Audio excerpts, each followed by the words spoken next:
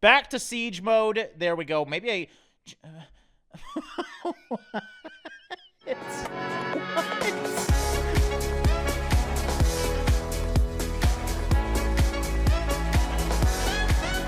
What's going on, guys? Drae here, and welcome back to the best Besiege Creations. This week, we are starting off with a rather large gunship. This is called the Arc 01 Nightshade, and it's using some pretty cool technology here. We have something called the Adjustable Reference Controller, hence the Arc in its name. And basically, this is a self-stabilizing roll mechanism that is built into this plane, so we can do cool things like turn on autopilot mode so we can actually shoot while piloting this plane, which I've never actually been able to do. So, looks really cool. Let's actually take it off, though, and see how good it is indeed in the air. So this is an airdropped plane. You actually do not take it off from the ground, so that's the one complaint I would have with this, because it's always cool to take a plane off from the ground. But aside from that, very impressive plane, and let's try and use this rolling mechanism that it has. Very easy to fly. It's 4 buttons. You know, you have your roll and then your pitch, and that is it. So what I want to do right now is check out this autopilot mode, and I actually want to see if we can aim and hit something, because that's the whole cool thing about this plane. It's got the autopilot mode, so we may as well put that to good use. We'll go to the middle of the map here and maybe try and hit the knights or something. So what the autopilot mode does is it lowers the throttle and it basically just banks the plane. So all you have to do is make sure you're already in a roll, which I am right now. I'm going to go out to the open here. Let's actually go up a little bit. And even if we can hit Peasant Village, I'll be happy with that. But we're going to engage the gear now. There we go. It's going to drop the throttle and immediately start pushing up. And we should have a good view of everything. So let's go out. And as you can see, this is what we're working with here. So I'm thinking, yeah, that's it. Oh my god, it does have an auto-firing gun as well. Looks like we're going a little bit... Did I hit the X? Oh no, did I disengage autopilot? That, or we had a faulty autopilot there. Man, I was just about to get in view as well. But the guns, they actually shoot like machine guns, which I've never had before. That's really cool. Okay, we should be safe where we are right now, so we're going to bank it again. And let's try and get into view here. So this is actually really cool, though, that you can shoot while trying to fly this thing. There we go. Oh, I'm not very good at shooting on the fly, clearly.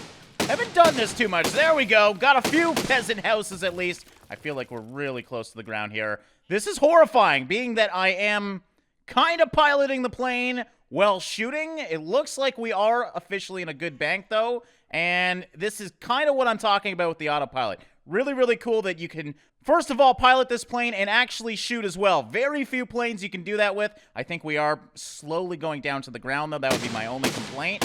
But still, really, really cool. And if we hit a tower, that's fine, too. My god, we have... Okay, now we're dead. I was like, did we actually get through that? No. No, indeed, we did not. So the autopilot, it isn't the best autopilot out there, but it's enough to actually allow you to, you know, aim it up a little bit and get a few shots off. I wouldn't keep it on for long term, though, because it does move around ever so slightly. That's really cool, though. And once again, this was the Arc 01 Nightshade, a very awesome, smart plane. And something for you mechanics fans out there, this is a realistic car with a transmission. So yeah, not so focused on speed or anything like that, more focused on the actual mechanics of a vehicle. This is pretty cool. So what we want to do is obviously just check this thing out. It has a clutch as well as 3 different gearings. And of course, we have an engine as well. So first of all, we're going to engage the engine. There we go. Engine is indeed on. I'm going to select gear 1. There we go. And engage the clutch, and we are off to the races. Wow, this is really, really cool to see because, well, it's fun to play with simple race cars and Besiege all the time, but you never actually get to appreciate the mechanics of these things. So, yeah, we're in gear 1, and I think now we can just disengage gear 1, engage gear 2, and we are in a different gear. I don't think we're going faster, though. Let's try gear 3. Okay, yeah, we're definitely slowing down the more we go down these gears, so that's pretty cool. Not much else to say about this one. Let's disengage the engine, or we just turned off the engine, and yes, the whole thing comes to a halt. That's really cool. We'll re-engage the engine. Now, can we pull off the clutch? It looks like I pulled it off for a second, but then it re-engages itself automatically. So yeah, that is essentially a transmission on a car frame. Always nice to see some more mechanics-focused designs. Can't really do too much else with this one, but yeah, cool to see a vehicle with multiple gears. And moving on to another racetrack, we have Project BNG 2 here. It's called Aerial Racetrack. And let me actually just show you guys this thing. Just take a little sneak peek because it's pretty damn crazy, as you can see. Now, I don't think I'll be able to do a full lap, but we're going to give it my best shot and see how we can do. Let me just get back down to my car here. Now, it's said to be built around this car. This is the Audari Toro, and I think we looked at it quickly before, so we're going to use it today and put it to good use. Now, there is some times on this track. I want to see how good I can do. I doubt I'm going to be able to get it even on the leaderboard, though. I actually really like the fact that you kind of are shocked by what's beyond these walls. Okay, oh my god. Oh my god. Okay, wow. I don't think have I ever done a friggin' loop in this game? Okay, we're going to need to use our boost. Because I slowed down a little bit there. Oh my god. Oh god, this is... Okay, the problem is this car doesn't have a camera on it, so I'm trying my best to keep behind it. Yeah, this is seriously crazy. This is the track you go to when you completed every other track in the game, and you're just looking for a simple challenge. Like, look, I couldn't even get enough speed to go up that thing. That is just ridiculous. Alright, well, we're gonna speed boost. Holy crap, we're still holding on to it somehow.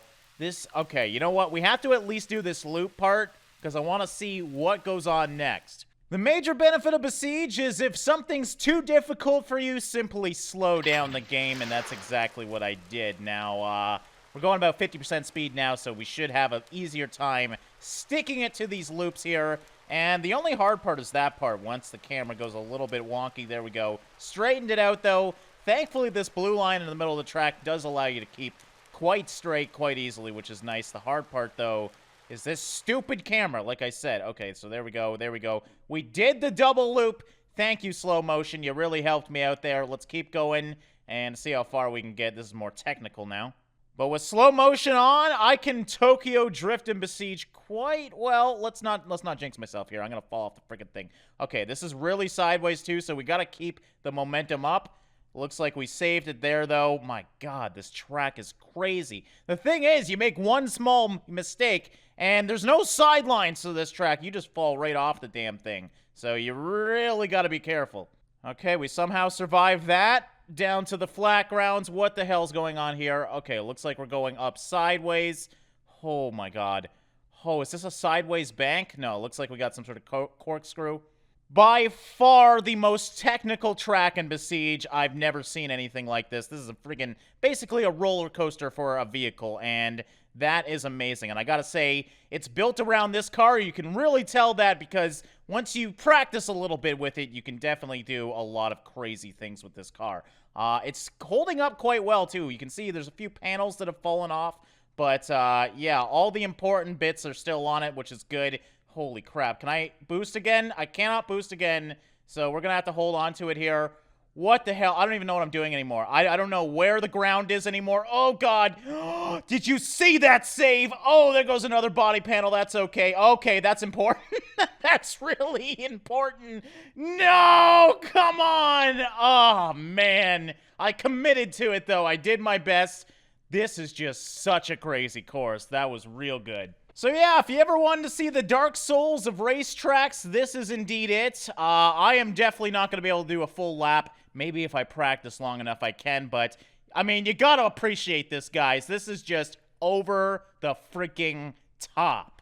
And we finally have a Stridsvagen. Now, this is the STRV LR, and it is a Swedish main battle tank, and a very unique tank at that. So if you don't know anything about the Stridsvagen, it was a Swedish battle tank that doesn't actually have a turret. It more is similar to, I would say, a tank destroyer, but it's actually labeled a main battle tank. Now, how this thing actually moves its turret around is by the suspension itself. It has hydraulics, so if we go into siege mode here, which I just engaged, we can actually lift up the actual tracks or lower the tracks, and that will obviously aim your turret. Then you just simply rotate the whole tank itself to actually aim left and right. Very interesting design. It was very useful for peeking over hills and things like that, especially with the angle of this tank. It was very hard to hit this thing.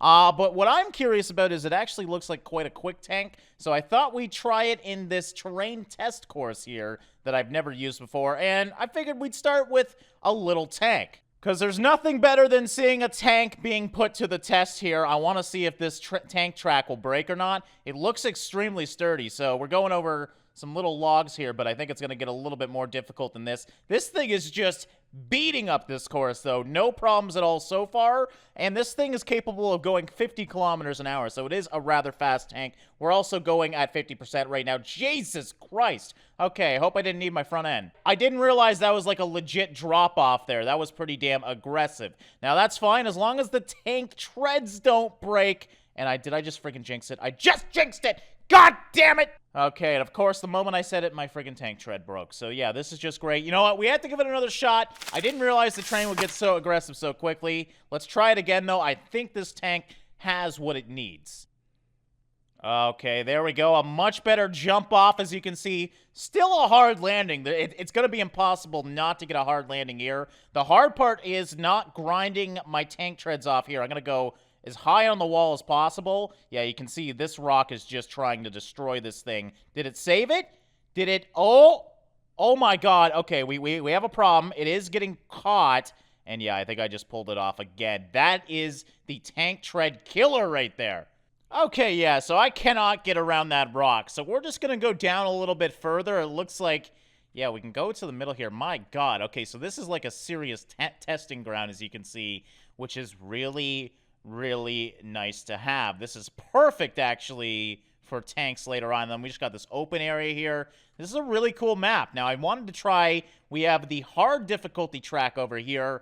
Let's give it a shot, see if it can do it. I highly doubt it, but you know what? We're not going to know until we try. So yeah, that's easy difficulty over there. I don't want to deal with that. We're going to the dead zone here, as you can see by the warnings. It's probably going to end badly, but that's kind of what I want to do. This thing... Man, I love this little tank, though. It's been really good. Tank treads in Besiege are definitely not the best, but as you can see right now, we're getting over these pipes. Well, we were until I started talking. Oh, is it really not going to be enough grip? Come on. I wonder if we can get in a siege mode and actually lift this thing up and over. So if we lift the back end, I'm doing that now. Maybe I can push this thing and use its hydraulics to its advantage. Okay, I'm going to try and lift the front end maybe. That might help right now. And then lift the back end when we're like this. Come on. Come on. Oh, it was kind of working there. We almost had enough grip. There we go. There we go. It does work. Okay, so the hydraulics are what I needed to do to lift that over. We're just going to angle this right once again and then get back into driving mode. Whew. Okay, so thank God for those hydraulics that helped me get over that thing. Now, I don't... Oh, look at that track. Look at that track. Oh, and it did pull it right off. We unfortunately slid down that thing. Yeah, you know what? This is a really hard map. This is built for rock crawlers, basically, but I thought it'd be fun to throw a tank in here just to see what happens. You can kind of see how difficult this is going to get, though. I love the selections of things, too. It's not all the same. We got rocks coming up over here. This is actually remarkable. I really want to get some rock crawlers now and put them to the test, because I think this is a great map for that. Alright, being that this is a tank, though, we gotta try and see how good it is at aiming. So we are going to engage siege mode and set up this thing. So we got a viewer here, and of course we can use our hydraulics to our advantage. Holy crap. Why is it... What is going on?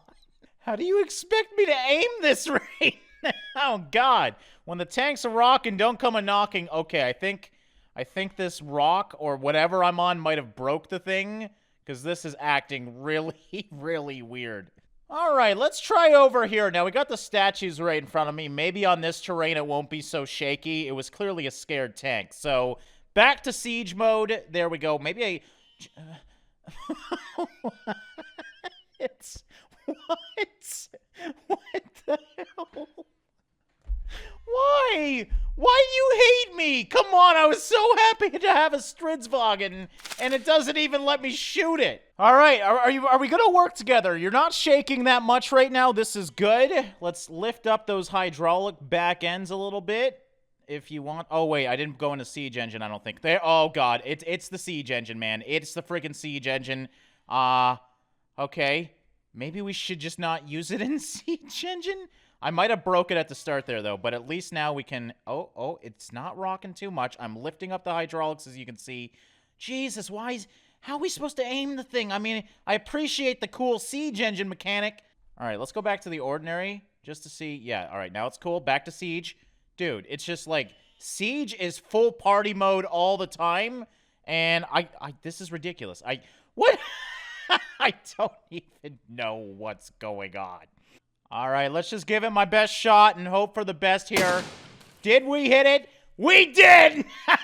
Shakes and all. I made this tank my bitch, and I'm happy about that. So, yeah, a little bit of a weird one. Clearly, this tank is a little bit possessed, but you're not going to see any other tank like the Stridsvagen. It's such a cool design, and I'd love to see this thing built upon to be a little bit more realistic, because the tank treads, I think there's like air balloons or something to actually lift the tank up. I'd like to actually see hydraulics in there to do it.